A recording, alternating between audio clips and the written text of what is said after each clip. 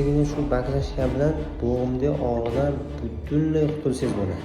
Oldin bo'g'imlarda umuman bitta tizzada emas, yelka bo'g'imi, bel deysizmi, bo'yin deysizmi, qisqasi butun tanadagi bo'g'imlardagi muammolarga sababini topmasangiz, hech qanaqa baklashka tugul boshqa narsa ham yordam bermaydi sizga. Siz sababini topib birinchi uni shuni to'g'irlang-da, ana undan keyin sizga baklashga eng zo'r foyda beradigan narsa. Birinchi sabab organizmda ana shu bo'g'imlardagi qon aylanishi buzilishligi. Nima sabab bo'ldi qon aylanishining buzilishiga? Qonni ifloslanishi, qon tomirda shlaklar, yog'lar, tuzlar, organizmdan chiqib ketishi kerak bo'lgan mo'sullar juda ko'p. Ana shu narsalar ko'payib ketishini hisobiga o'sha bo'g'imlarga borayotgan qon tomir tiqilib qoladi. Natijada yetarli kerakli bo'lgan vitaminlar, mikroelement, kalsiy deysizmi, oksil deysizmi, uglevod deysizmi, o'sha narsa bo'g'imga yetib bormay qoladi-da. Natijada keyin sizda og'riq kuchayadi.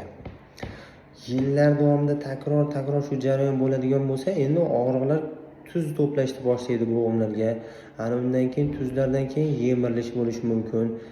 Va hokazo kasallik keyin rivojlanib ketaveradi. Birinchi o'rinda qon aylanishi buziladi. Endi men ko'p aytaman, videolarimda ko'p aytdim. Qonni ichimizdagi a'zolarda har bittasini o'zining vazifasi bor deb aytdim sizlarga. To'g'rimi? Qon aylanishiga javob beradigan a'zolardan biri jigar. Jigar bittasi. Ana shu jigar ish faoliyatini tiklashimiz kerak. Yaxshi tushunib olinglar shuni. Jigarda ish faoliyatini tiklaydigan bo'lsak, o'zi ichimizdan qon aylanishi yaxshi bo'lishni boshlaydi. Tabiatan bizni qonimizda aylantirib turadigan shu jigarda, jigar ishlashligi uchun dedim, o't qopini ishlashi kerak dedim.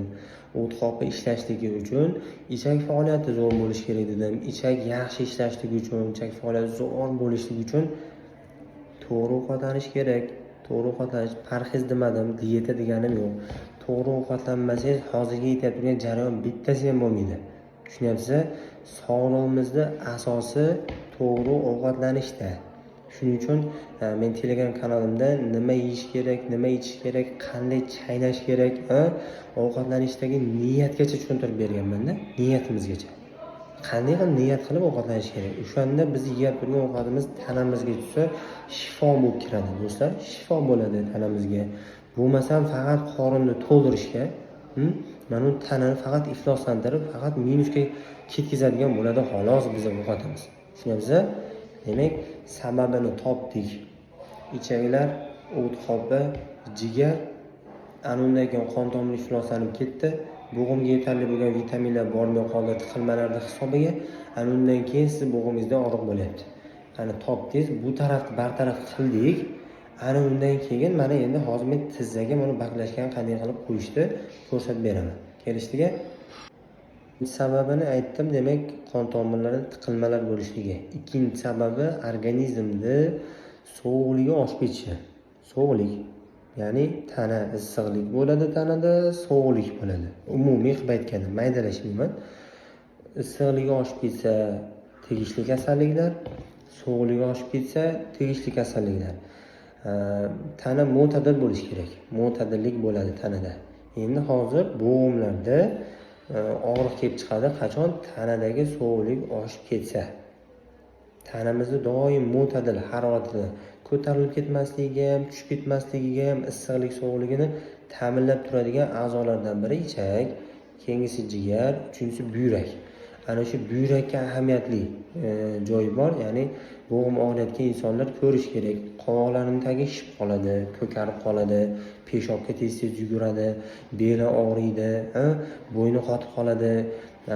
Umurtqa pog'onasi bo'yicha shikoyatlari bo'ladi sovuq qotyapti turgan odamda, ya'ni sovuqligi oshayotgan odamda. Boshini orqa tarafi yoki tepa tarafi yo peshona, mana ba'zi aytadi, mana shu ko'zim mana shu yerda og'riydi deydi, mana shu joy deydi. Bular hammasi sovuqdan og'riyapti. Ana shu belgilar bor odamlar, demak, bo'g'imizga sizni sabab ham bo'lyapti og'riqqa, sovuq. Organizmni isitish kerak, qizdirish kerak. Qizdirishlik uchun men hozirga aytgan issiqlik, sovuqlikni nazorat qiladigan a'zolarni birinchi ishlatasiz. Bularni ishlatishda yo'lini qilish kerak. Ana undan keyin issiqlik mahsuloti yeysiz. issiqlik ovqatlar bor. Sovuqli ovqatlarni yemay turiladi sovuqligi baland odamlar. Misol uchun qatiq. Ba'zilar qatiq ichsam ichim keladi, maza qilaman deydi-da, lekin ba'zan peshobi vizillab ketib qoladi. Bu odamga sovuqlik qilyapti, bu qatiq yoqmayapti. Salatlar sovuqlik qiladi. Svejiy salatlar, pomidor, bodring, karam salatlar foydasi bor organizmga, lekin hozir sizni sog'lig'ingiz oshyaptimi, sizga to'g'ri kelmaydi bu narsa. Yeyishlikni to'xtatib turish kerak vaqtinchalik, to organizmni qizdirib olguncha.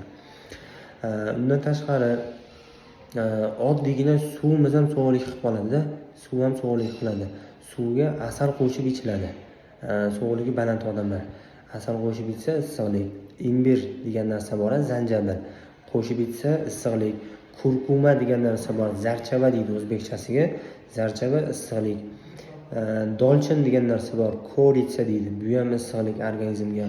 Quruq mevalar, nima meva bo'lsa organizm sog'lik, nima meva bo'lsa sog'lik o'zi.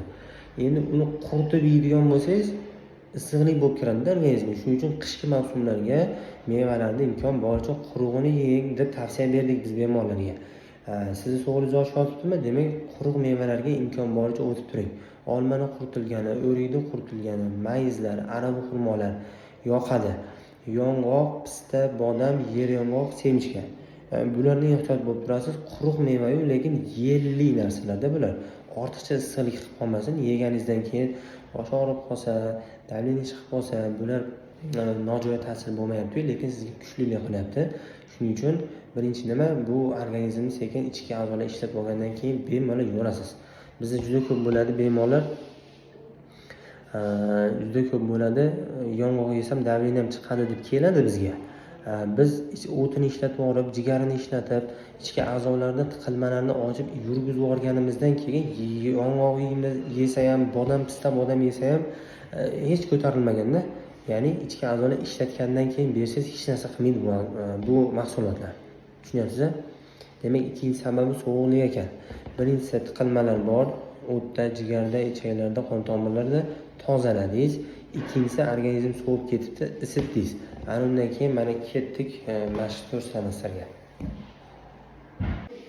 Mana o'sha legendarniy o'zi baklash qilamiz. Qilinishi, qarang. Oldingiz issiq suv quyish kerak, ichki.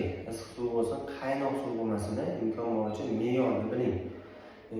Shu baklashga iliq suvdan sal balandroq haroratdagi suv quyasizda, qarang tizzalarga. Imkon bo'lsa zo'roq baklashda bo'lsin-da. 2 litrlik bo'lsa yana tizzamizni orqasiga o'tkazamiz. Mana qarang, ozgina chiqqan. Endi shu yerga qo'lni qo'yasizda. Mana tizzadan ushlab turib tortasiz. Issiq suv bor ichida, baklashga, qattiqroq baklashga tortasiz. 1, 2, 3, 4, 10 sekund. Bitta oyog'ingizni qo'yib oldingiz, yana ushladingiz. Tortasiz 10 sekund. Yana qo'yib oldingiz, yana tortasiz 10 sekund. 5-6 marta takrorlang.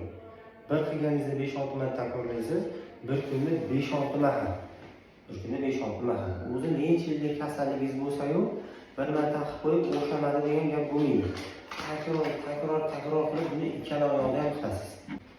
Yonmachasini ko'rsatyapman sizlarga. Mana baklashga tortyapmiz, ushlayapmiz oyog'ini. Ketdik. 1, 2, 10 sekund. Qo'yib olamiz.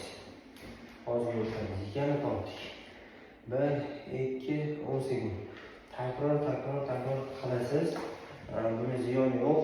Bir kun qiling, 10 kun qiling degan joyi yo'q. Yaxshi bo'lishni tinimsiz qilasiz. Oldingi hozirgi aytgan gaplarim bilan, ya'ni kasallik sababini topib, bu nima og'ir bo'lyapti. Ana undan keyin zo'r effekt beradi xulosa. Yaxshilar, qanday tozalaymiz, qanday qilib ichki a'zolarni ishlatamiz, isitamiz. Oldingi videolarni ko'rib chiqinglar iltimoslardan.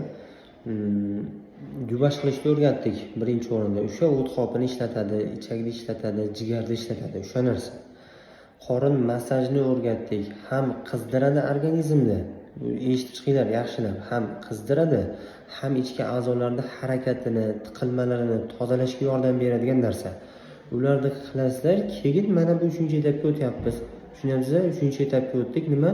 baklashga qo'yasizlar. Tushunyapsizlar? Ziyon yo'q. Keyin buni hammaga tavsiya qilish yo'q. Kelishiga o'sha gap. O'zing birinchi qilib effektni ko'rib, ana undan keyin insonlarga bering. Ha zo'r gapirar ekan, ha zo'r tushuntirar ekan deb hammaga tarqatish shart emas. Effektini ko'ring oldin siz, ana undan keyin bemalol foydali ekan bu narsa. Hammani ishonchdan o'tdi, sinovdan o'tdi deysizlarda.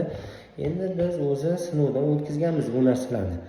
Bemorlarimizda buni qo'llaganmiz. Yotkazadigan bemorlarga, uyda qilinadigan, uyda qilgizadigan bemorlarimizga, lechida qiladigan bemorlarimizga hammasiga aytamiz bu narsani. Tizzasida muammo bormi? Aytamiz. Effektini olgan narsamizni, biz sinovdan o'tkazgan narsamizni biz tavsiya beramiz. Tushunyapsizlar? Endi sizlar ham yana sinovlarni o'tkazib oladi, keyin bemalol hammaga tarqatib, aytib, yordam qilaylik imkon boricha uyda. Imkon boricha. Undan keyin kuchlar yetmagandan keyin o'sha gap kelsalaringiz biz yordam qilamiz imkon boricha. Kelishiga Alloh shifo bersin, hammaga komil shifo bersin birinchi o'rinda. Kasalliklarga sabablardan bittasi gapimning yakuni bo'ladi. Kasalliklarga eng katta sabablardan bittasi ruhiyatda, psixologiyada sabablar bor. Ya'ni insonlarni misol men kasal bo'lsam, men sabab birinchi o'rinda sabab kelishi kerakki, tanamda emas.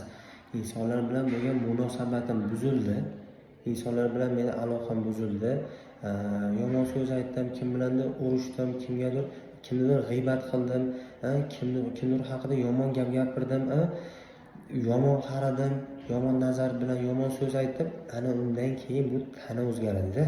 Shuning uchun kasal bo'lishimizga sabab mana shu qilgan ishlarimizni natijasidan biz kasal bo'lyapmiz. Shuni tushunib olishimiz kerak birinchi o'rinda. Tushunyapsizlar? Buni tushunib, hali psixologik kimyo vazifalarni tashlab beraman-da, kanalimga, Telegram kanalimga o'tib olsalaringiz tashlab beraman. Ya'ni bu yerda bo'limlari bor. Ana shularni to'g'rilab turib, buni tushunib olganingizdan keyin bu mana tanani to'g'rilab qo'ysiz, qayta kasal bo'lmaysiz-da. Chunki birinchi sababi o'zi shu bo'lgan. Sizga mana bu tanamiz signal beryaptiki, biz yaratilishimiz bunaqa bo'lmagan. Voy inson, biz yaratilishimiz bunday bo'lmagan. Sen unaqa xatolar qilyapsan deb signal beryapti. Xatoni vrach sifatida biz